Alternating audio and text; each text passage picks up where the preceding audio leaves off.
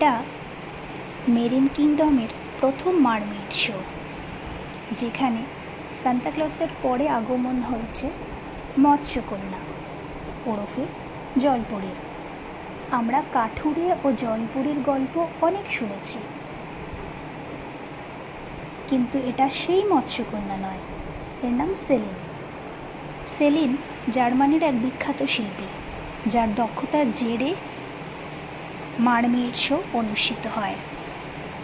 কথিত আছে সেলিন জার্মানিতে এক পেশাদারি স্কুল খুলেছিলেন, যেখানে বাচ্চা থেকে বড় সবাইকে তিনি শেখাতেন কিভাবে পারফরমেন্স করতে হয়, কিভাবে জলের তলায় নিজের দক্ষতাকে পেশ করে সবার সামনে প্রদর্শন করতে হয়।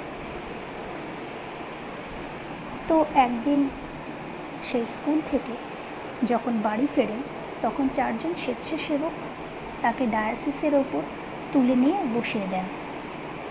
অসাবধানতাবশত বসার ফলে সেলিন এবং তার 4 জন স্বেচ্ছাসেবকের সামনে সেলিনের ময়ূরপুচ্ছ লেজের শেষাংশটি চলে আসে।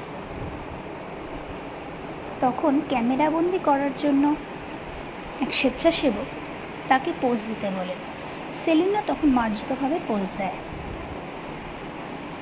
আর একদিন যখন সেলিন দেশ বিদেশে জলের তলায় পারফর্ম করছিলেন, তখন সেখানকারই এক কর্মচারী